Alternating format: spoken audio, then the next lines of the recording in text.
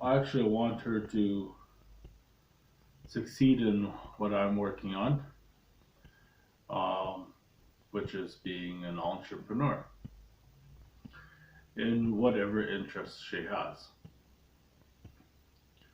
So, uh, her mother wants her to become a doctor.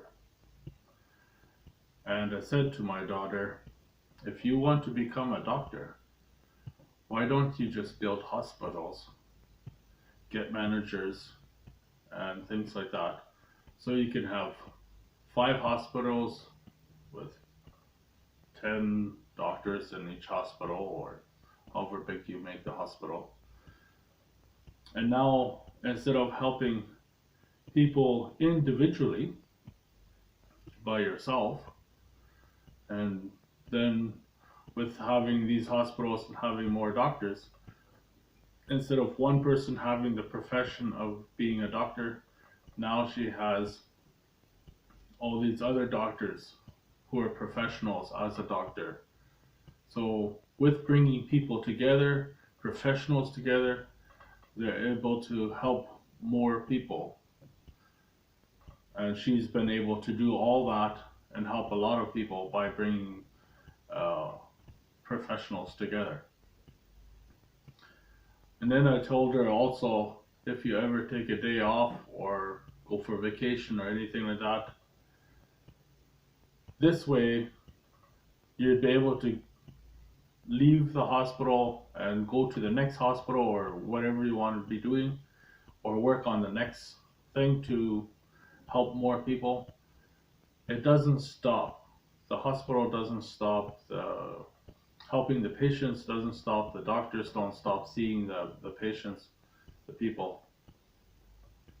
If you're if it's only on you and you're the only person, let's say you're the professional and you're doing the work, as soon as you stop, the work is stopped. If you bring people together and get a number of professionals or many professionals to help people,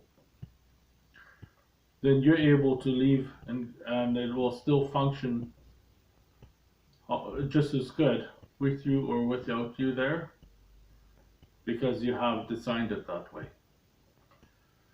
So I want her to become an entrepreneur, and it doesn't have to be that she has to do hospitals. There's so many other things where people need help in many areas. I want her to be an entrepreneur and go into a few directions.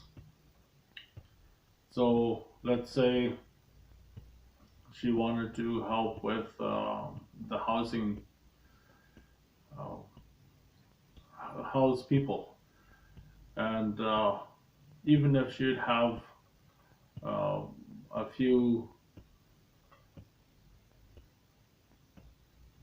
apartments or something like that built, let's say 100 units on each apartment and things like that, she doesn't have to go and build it all by herself.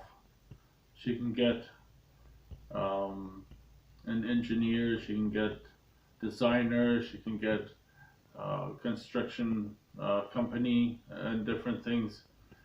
She could bring all that together and then they build it, and then she could get the building manager or things like that, so to run it. And as she does all these things,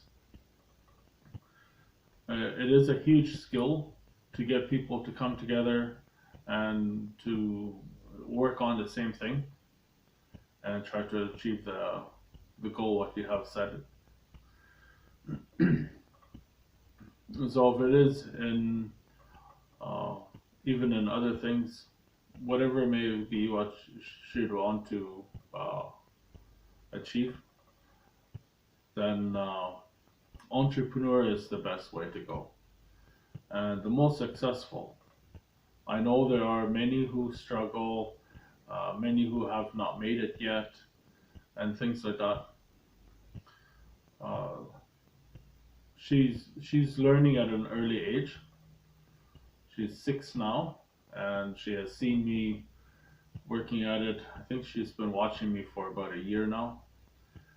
And with her growing up and me being her father, and she's watching me do all these things, she can see the mistakes I'm making, she can see the successes I'm making, and she can even learn from that to get her own style done, to develop her own style. And when you look at a few entrepreneurs, what have been and who are out there, let's say for example Steve Jobs, he was more than an entrepreneur, but he was an entrepreneur. He was able to design things what never existed before. Um, and then you look at Henry Ford, same thing. He designed cars what wasn't very popular back then, hardly existed. I think maybe there was some bicycles or something. I'm not sure what they had back then when he started. Yeah, there's some obstacles you have to come across. Usually other people's limitations might want to get in the way, but that's part of being an entrepreneur. You find ways to find ways for people to actually see what you're working on and understand or begin to believe that it's possible. I guess in the 1800s, cars would be something what nobody would have believed that would be possible. It would seem so far from the truth, but now we're driving cars and it's so normal. It's not. It's something we can all believe in, that it's possible. Um, and now let's say we use those two examples as smartphones and cars. Before smartphones came out, before laptops were built, when there was only a few computers for businesses, mostly functioning as calculators, not much more. And Steve Jobs comes along, and his friend had designed a bit of a computer for himself to do the work at home a little better, take his work from work to home to be able to do that. Steve Jobs seen that, and then he realized, wait a minute, we can do this for everybody, and they designed Apple One. And then instead of letting it die there, then he came up with Apple II, and next thing you know, they had a huge company. So with that said, now with our smartphones, how many people would go back for their smartphone? Let's say they leave home and drive off. They might be however far from their home, and they realize, oh, my phone. Most, if not everybody, turns around, goes back home, and gets their phone.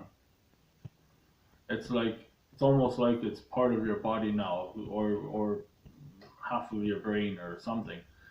People can't go without their phone. Just for anyone, even let's say for yourself, you do not use a phone whatsoever. Not the one on your house, not your smartphone, not your laptop, no internet, none of social media, anything, for 1 week.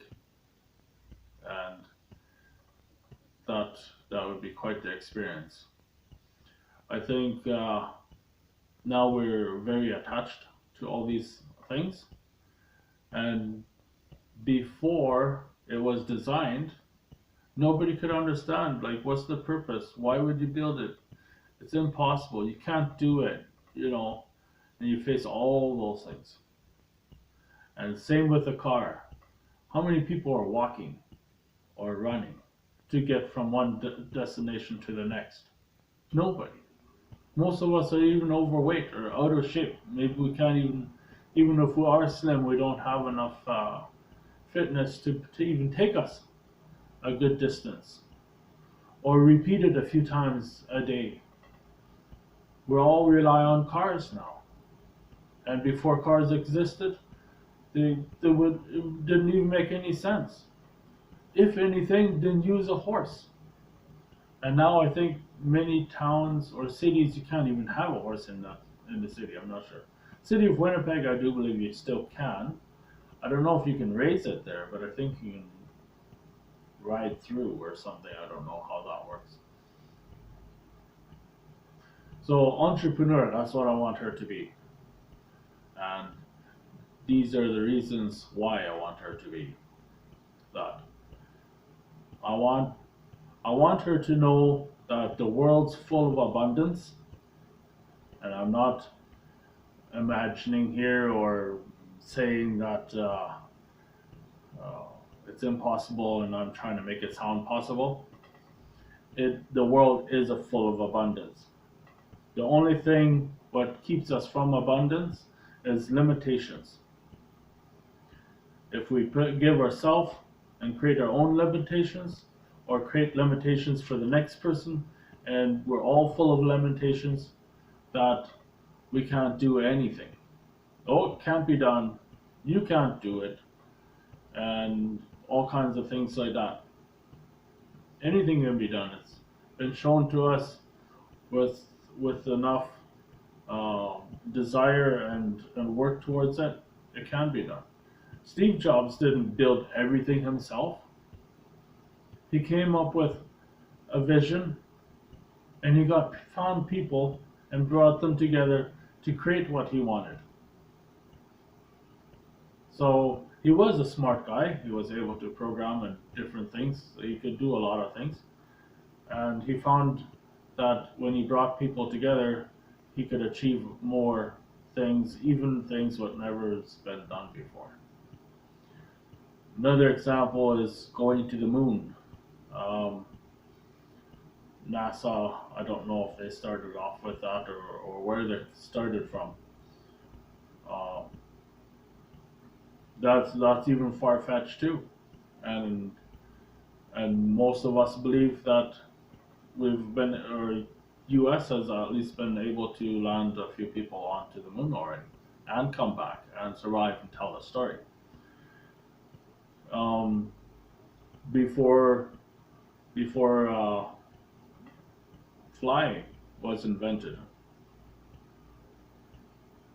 If back then, if you had told them anything about, oh, how about a rocket or something and go to the moon and land on it and come back, and nobody would believe you. They'd be all full of limitations, how it can't work, and things like that. And it's been done now. Now they're even working on going to Mars. Unfortunately, it sounds like even at a ridiculous speed, you'd need generations of people to finally reach there. That's the rumor so far. But that doesn't stop them from trying. And what about even further back when they thought the world was flat? And if you go too far one direction, you'll fall off. Now we believe the world's round. So I'm just saying that all these limitations, I don't want my daughter full of limitations. I want her to know that the world's full of abundance, and not to dismiss a bunch of things. But with all those weak belief, what many have, or who are strong on limitations and things like that, she doesn't have to follow everybody's ideas where nobody can do anything, it's not possible and stuff. She can create the jobs for professionals who can also create jobs for others